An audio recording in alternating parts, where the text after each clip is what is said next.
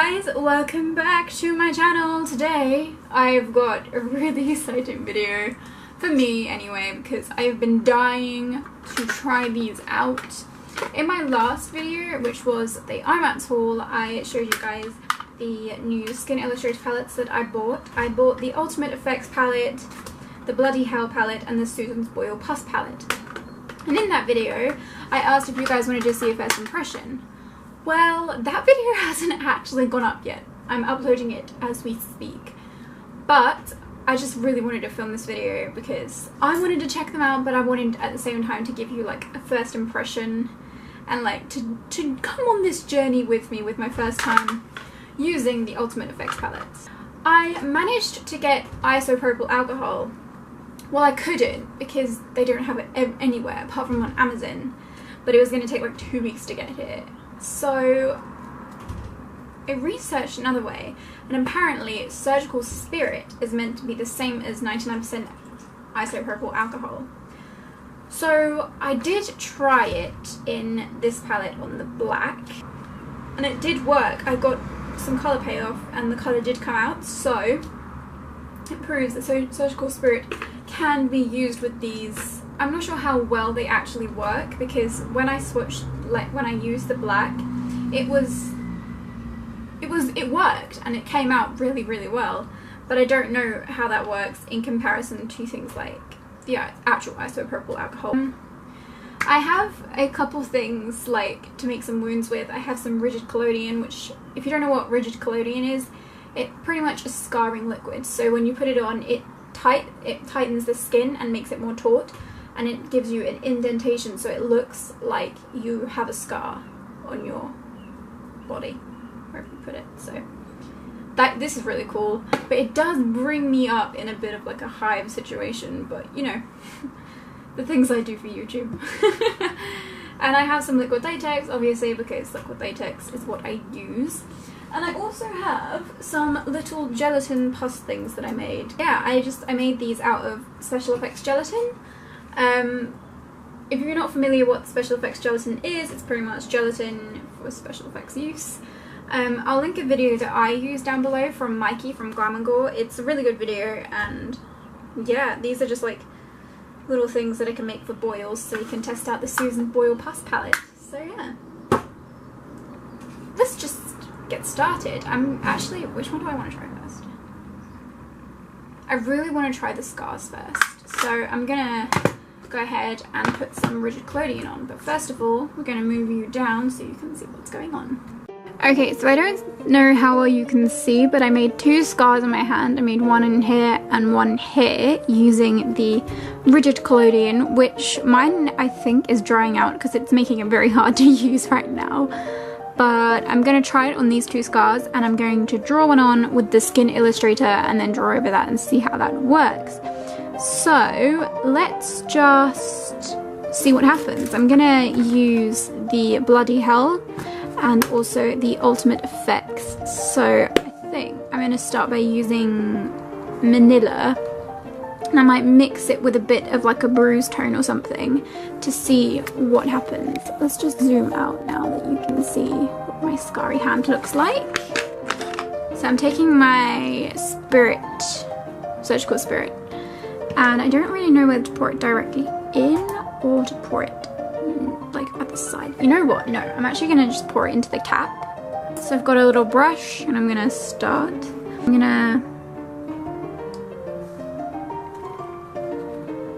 to use some pink,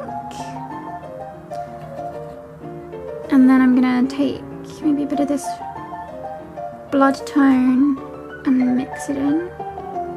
So now I've got quite a fleshy pink shade, so I'm gonna apply it to the scar and see what happens. And you can dab it out with your finger as well, apparently. I make it sound like I know what I'm doing, but I don't, so. That looks like a very nasty scar inside my hand. And if I want to dab it out, I guess I can put a bit more alcohol in it. Yeah, okay. This is going right so far. So there's the pink. I want this one to look like a fresh scar, so I'm gonna add a little bit more blood tone to my manila. And I'm gonna go on the very, very inner part. I have to say, this is making it very easy to do, so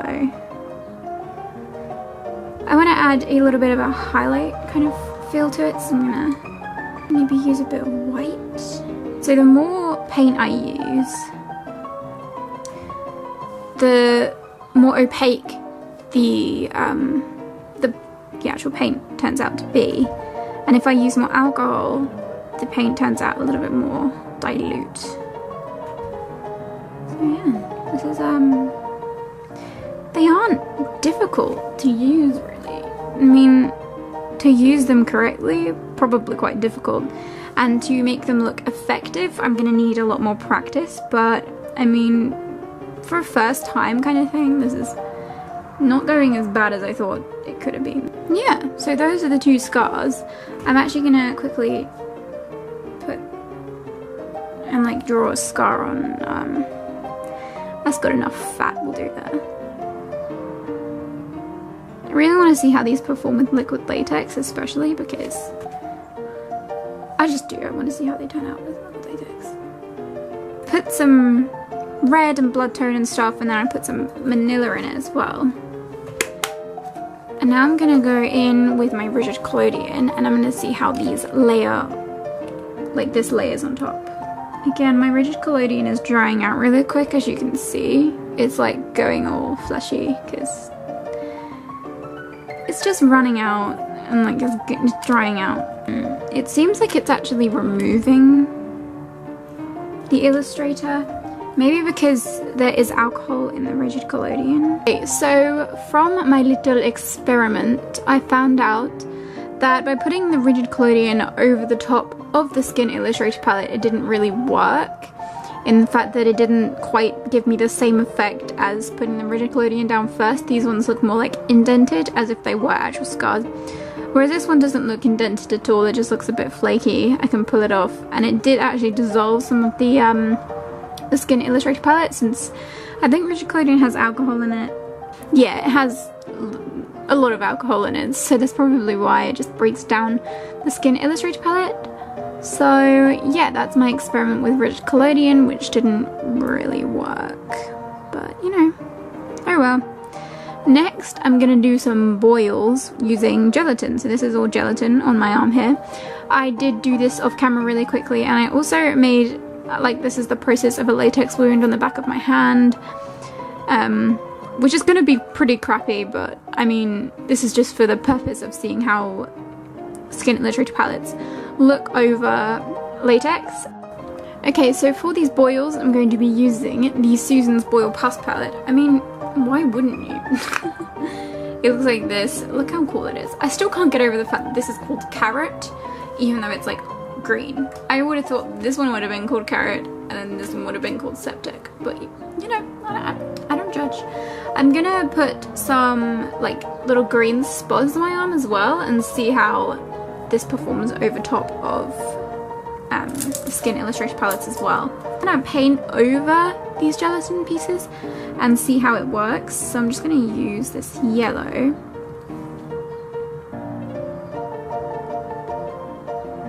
Well, it seems to work quite well over gelatin. Okay, no, don't dab it out. I think it's literally just laying on top. Yeah, it is. It's just laying. But I'm still gonna try and see if I can paint it. I think the gelatin has too smooth of a surface for the Skin Illustrator palettes to work on.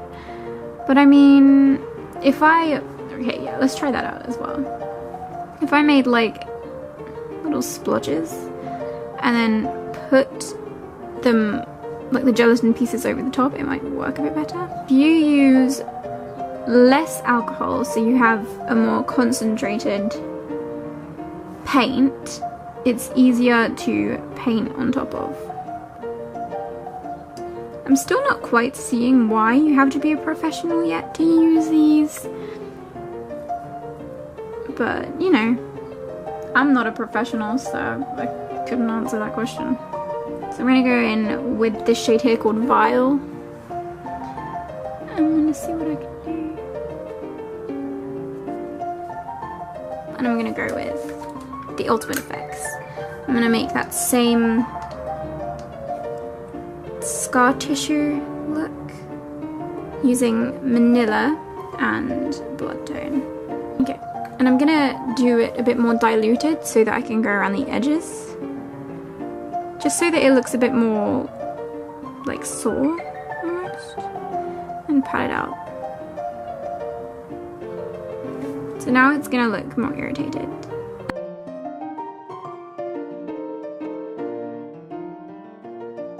I'm gonna go in with Blood Tone.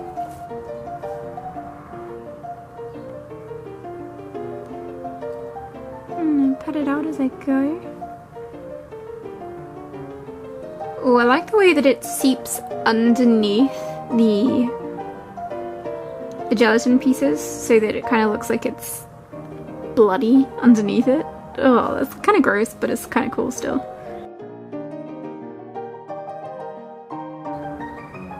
If there's anywhere that like needs more blending, you can just go in with just alcohol and then blend it out. So I really like the versatility that you can have with these and how customizable they are. I want to try a few veins as well. Like, I'm going to follow my own veins though, so I'd probably use like a more thinner brush, but oh well. They look really quite real actually when you have the Skin Illustrator palette. I don't know if you can, it's very faint. You can kind of see it, and that's why I like it so much, that it is faint.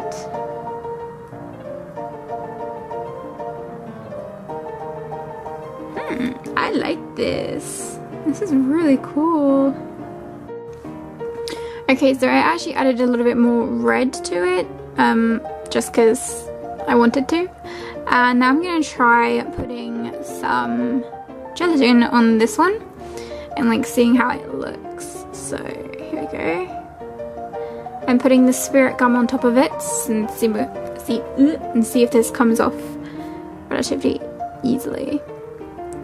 Okay, well, good news, the paint isn't coming off, so that's good. And I'm gonna grab one of these on here.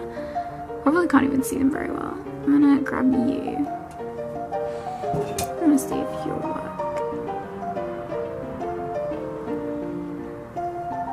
Okay.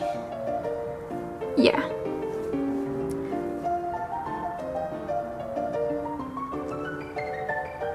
I'm gonna just clean up the edges. So it's better if you paint, like when you're using gelatin, so things like this, it's better if you paint the gelatin. No, don't paint the gelatin and paint the actual skin first, so that then you can build on top of it. So let's see if I can now take some of this bruise tone and go around the edge. Yeah, it looks much better if you paint it first, like paint your skin first and then build up around it. There you go, your own little pussy boils. So now I'm going to try and paint this latex wound that I made really quickly. I just put latex down and then use these little scissors to cut it up. And it's already pretty matched to my own skin tone, so I'm not going to worry about that too much. But I might try and paint this with some skin tone colours and see if it works. So I'm going to probably open up my Ultimate Effects and the Past Palette. Let's see if I can mix a good skin colour shade, shall we? I'm gonna clean off my brush first to make sure there's nothing on it. So now I'm gonna go into this shade here called Candy Kiss, and I'm gonna add a little bit of this purple shade. Oh, this is Bruise Tone. This one was Bloodstain. Okay, too much. How does that look? No. I'm gonna add some blue. Like a very tiny bit of blue and a little tiny bit of the green as well. if I added some brown from Caramel. So I'm going to use more pink in there and see if that works. Aha! It does give it a more natural effect, like when you use the Skin Illustrator palettes. And what's good is that you can keep building up colour, so you can kind of just dot it here and there, and then just go in. And I like how it's easily moldable and like removable. Moldable? I meant removable. And it doesn't seem to be peeling up the liquid latex at all, or making it feel any different to how it usually does when I use like cream paints and lipsticks and things.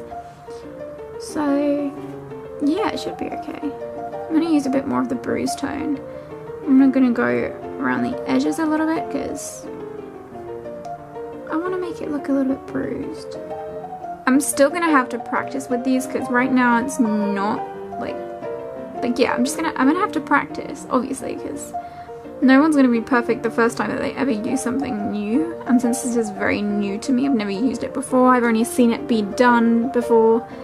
But I wouldn't say it's really difficult to the point where, like, no one could do it. Like, you could do it if you put your mind to it. It's relatively easy to use, you just use a bit of alcohol. I think the hardest part about it is getting them to easily blend and to mix them properly. That's the only difficult part I'm finding so far. I want to paint this flap of skin. I'm going to paint it all red inside. There we go. So now it looks a bit more like weird and real. But they're really fun to use. So far, I really, really like them. They stick quite well to latex as well, like the way this sticks.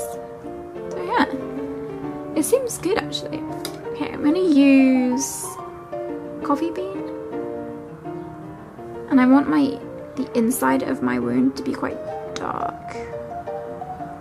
That's not very dark. Okay, we're gonna go with it.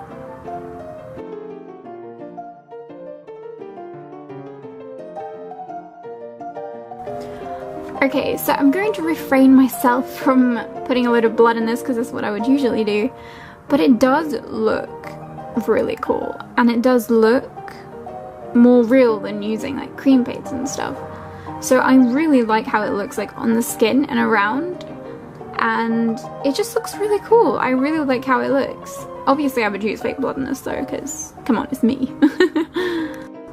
I have found that it's easier to dab with the paints rather than smear and like physically paint it on, only because then you get the most colour impact and it actually goes on the skin. When you wipe, it kind of wipes off the layer underneath or wipes away the paint that you're trying to put on. So it's best if you dab at it as you go around. So here are the 3 examples. We have latex, rigid collodion, and gelatin. I can't show you anything else because I don't have any other professional special effects pieces. These are mostly just your starter materials to create wounds and stuff with. So it definitely works on things like this. So for my last final test, I'm gonna try and see how well these come off. So I'm just gonna use a makeup wipe. This is a simple kind of skin cleansing facial wipes. And I'm going to see if I can wipe it off with a makeup wipe.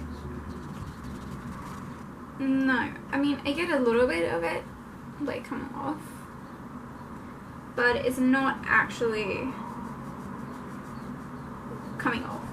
But it is slightly coming off now. If I rub it really hard, you can kind of see it is coming off, but only when you do rub it hard. But I think it might just be best if you do use these just to take the alcohol and wipe some alcohol over the top with like a pad or something. I'm gonna go do that.